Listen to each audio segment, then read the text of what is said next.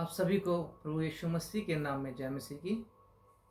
मैं प्रभु का धन्यवाद करता हूं कि प्रभु ने एक बार फिर मुझे मौका दिया कि मैं प्रभु का वचन आप लोगों के साथ शेयर कर सकूं। तो आइए हम सबसे पहले प्रभु के लिए प्रार्थना में जाएंगे और अपनी आंखों को बंद करेंगे। इस वचन के लिए प्रार्थना करेंगे प्रभु ये वचन के द्वारा हमारी बुद्धि को खोले। सामर्थ्य दयालु पिता, प्रभु आपका हृदय से धन्यवाद करते हैं पिता आज के सुंदर दिन के लिए पिता, जो आज के दिन में प्रभु आपका पुनरुत्थान दिन है पिता परमेश्वर। आज के दिन प्रभु आप जी उठे पिता परमेश्वर, जी उठने के लिए प्रभु जो भी वचन प्रभु मैं बोलता हूँ उसे बोलने के लिए पिता परमेश्वर मेरे मुख से होते हुए आप बोलना पिता परमेश्वर, ताकि जो वचन प्रभु मैं और लोगों को दूँ प्रभु वो उससे कुछ वो सीख पाए पिता परमेश्वर। उस वचन के द्वारा प्रभु वो भी आशीष पाए पिता परमेश्वर। अनुग्रह करना आशीष देना यीशु मसीह के नाम में, आमीन। हालेलुया। आइए हम एक वचन की तरफ जाएंगे। हम देख रहे हैं सबसे पहले कि आज के दिन हम जानते कि प्रभु जी उठा है, जबकि आज है पुनरुत्थान का दिन। ये पुनरुत्थान क्या है, तो आइए हम कुछ बेसिक शिक्षा उसमें से लेंगे। आइए हम एक वचन में जाएंगे जहाँ रोमियो 11:25 में लिखा है, यीशु ने उससे कहा, पुनरुत्थान और जीवन मैं ही हूँ। जो कोई मुझ पर विश्वास करता है वह यदि मर भी जाए तो भी जिएगा। हालेलुया। और जो कोई जीवित है और मुझ पर विश्वास करता है वह अनंत काल तक ना मरेगा। हालेलुया। तो प्रभु हमें ये बता रहे कि आज के दिन में प्रभु क्या हुआ, जी उठा है। तो पुनरुत्थान और जीवन यीशु मसीह है। हालेलुया।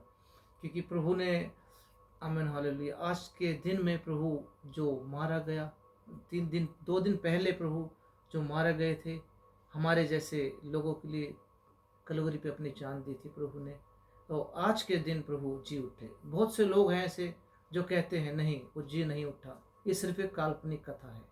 तो हम पुनरुत्थान के बारे में और सीखेंगे। तो पुनरुत्थान एक प्रमाण है कि प्रभु सच में जी उठा है। हमारे पास ऐसे बहुत सारे एविडेंस है जिससे हम लोगों को बता भी सकते हैं, और सबसे पहले हमारा विश्वास बढ़ता है उसे कि प्रभु हाँ सच में जी उठा है। सबसे बड़ा एविडेंस ये है कि उस समय में जब प्रभु उस पत्थर को जब लुढ़का रखा था उसके आगे, कब्र के आगे, तो कब्र क्या थी, खुली हुई कब्र थी। हालेलुया। वो कब्र है जो खुली हुई कब्र थी, उसे कौन मनुष्य तो हटा नहीं सकता। उस पत्थर को, इतना भारी वो पत्थर उस कब्र के आगे रखा गया था, उसे कोई इंसान इतनी जल्दी नहीं हटा सकता था। जबकि हम देखते हैं वहाँ पे सबसे पहले प्रभु का, सबसे पहले सुबह सुबह 2-3 लेडीज़ें उस जगह पे गई थी, क्योंकि प्रभु ने सबसे पहले औरतों के ऊपर अपने आप को प्रकट किया था। हालेलुया। तो उस समय में देखते हैं कि उस समय में जबकि वो कब्र खाली थी, उस समय में ये सबसे बड़ा एविडेंस था कि प्रभु की कब्र खाली मिली है उस समय में। या वचन में भी लिखा है मत्ती 28:6 में, जबकि वहाँ स्वर्गदूत आके कहता है वह यहाँ नहीं है परंतु अपने वचन के अनुसार जी उठा है। हालेलुया। ये किसी इंसान ने नहीं कहा, किसी राजा ने नहीं कहा, किसी के वहाँ जो बाहर पहरेदार थे उन्होंने नहीं कहा, बल्कि किसने कहा, स्वर्गदूत ने कहा है खुद कि वो यहाँ नहीं है परंतु अपने वचन के अनुसार जी उठा है। हालेलुया। क्योंकि प्रभु ने मरने से पहले कहा था कि मैं मरूंगा नहीं, तीसरे दिन जी उठूंगा। तो प्रभु क्या है, जी उठा है। हालेलुया। और आगे लिखा है, यह स्थान देखो जहाँ प्रभु पड़ा था। जहाँ प्रभु था उस स्थान को, उस जगह को प्रभु दिखा रहा है लोगों को कि तुम विश्वास करो कि मैं यहाँ था, लेकिन अब मैं यहाँ नहीं रहा, क्योंकि मृत्यु को भी प्रभु ने हरा दिया है। हालेलुया। मृत्यु को हरा के प्रभु ने उस अनंत जीवन में प्रवेश कर लिया है। तो एक वचन में और लिखा लूका 24:3 में, तो प्रभु उनसे कह रहा है कि और भीतर जाकर प्रभु यीशु मसीह की लौट को पाया। हालेलुया। प्रभु यीशु मसीह के जो लौट थी वहाँ पे थी, लेकिन प्रभु क्या था, जी उठा था। अभी वो ऊपर नहीं गया था, स्वर्ग में नहीं गया था प्रभु परमेश्वर, अभी वो यहीं था वो। तो उसके बाद दूसरा एविडेंस है स्वर्गदूतों के द्वारा भी प्रभु ने इस गवाही को पक्की करी कि यीशु मसीह जी उठा है। हम एक वचन में पढ़ते हैं मत्ती 28:6 में, उसमें लिखा है, लूका 24 के 5 से 7 में, जिसमें लिखा है, तुम जीवितों को मरे हुओं में क्यों ढूंढते हो, वह यह नहीं परंतु जी उठा है। हालेलुया। ये कौन है? कोई इंसान नहीं, स्वर्गदूत आके कह रहे हैं कि वह मरा नहीं है, बल्कि वो क्या है? जी उठा है। और आगे लिखा है, स्मरण करो कि उसने गलील में रहते हुए तुमसे कहा था। ये पहले ही भविष्यवाणी हो चुकी थी कि प्रभु जी उठेगा। हालेलुया।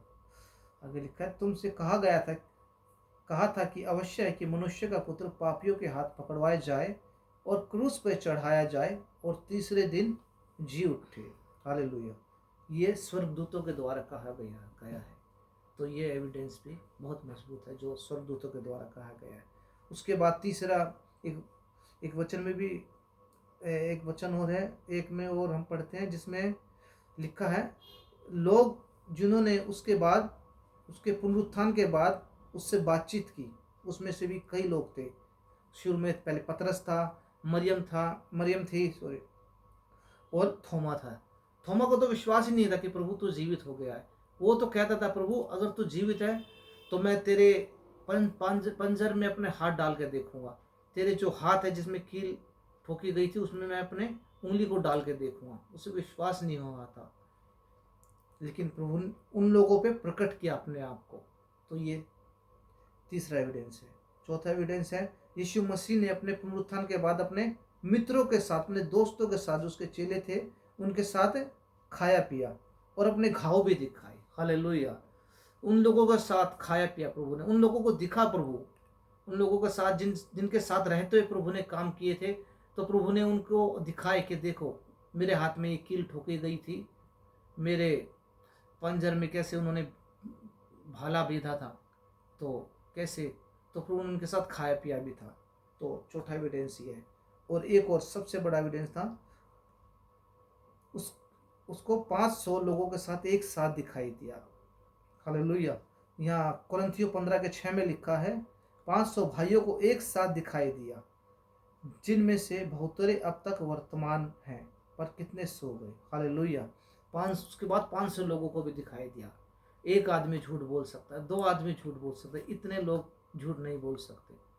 तो ये सच्चाई है, सत्य घटना है, सच्ची बात है कि प्रभु मारा गया हमारे लिए, गाड़ा गया, लेकिन तीसरे दिन जी उठा। हम इस पुनरुत्थान के दिन में विश्वास रखें कि प्रभु हमारा जीवता परमेश्वर है।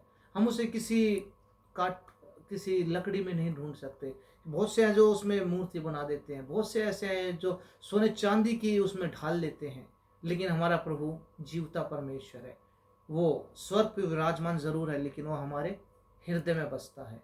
वो जीवता परमेश्वर है। इस पे हम विश्वास रखें, क्योंकि प्रभु हमारा जीवता परमेश्वर है। हम एक वचन और पढ़ेंगे, मत्ती 28:6 में, वह यह नहीं परंतु अपने वचन के अनुसार जी उठा है। हालेलुया। क्योंकि वचन की एक एक बात सत्य है, और इस वचन को जब हम पढ़ते हैं तो हमारे हृदय छी जाते हैं, क्योंकि ये कोई काल्पनिक घटना नहीं है, एक सत्य कहानी, सत्य बात है, सत्य घटना है जो प्रभु ने कहा था वचन में। क्योंकि उसकी एक एक कही हुई बात असत्य हो रही। हम देख रहे बहुत से इस समय में कैसे कैसे कार्य हो रहे हैं, कैसे भूगोल आ रहे हैं, कैसे भयंकर भयंकर कार्य हो रहे हैं, कहीं भूकंप आ रहा है, कहीं कुछ हो रहा है। उन सबको देखते हम जानते कि अंत का समय कितना नज़दीक है। इसलिए हम अपने मनों को फिरा के उस प्रभु परमेश्वर को जो पुनरुत्थान और जीवन है उस पर विश्वास करें, क्योंकि के समय में जो भी मर गए हैं वो मरे नहीं रहेंगे, बल्कि बदल जाएंगे। जो आग में गिरे हैं आग भी उन्हें दे देगी, जो आग की मृत्यु से मरे हैं वो दे देगी, जो पानी में गिरे हैं वो पानी भी उन्हें दे देगा। हालेलुया। इसलिए हम प्रभु पे विश्वास करते हुए अपने जीवन को बिताएं, और इस बात पे विश्वास करें कि कोई दुनिया चाहे जो मर्जी कहे कि हमारा प्रभु नहीं है जीवित, लेकिन हमें उन्हें ये एविडेंस दिखा दें कि प्रभु सच में जीवित परमेश्वर है। वो हमारी प्रार्थना को सुनने वाला और जीवता परमेश्वर है। प्रभु इस वचन के द्वारा आप सभी को आशीष दें। सब कुछ है।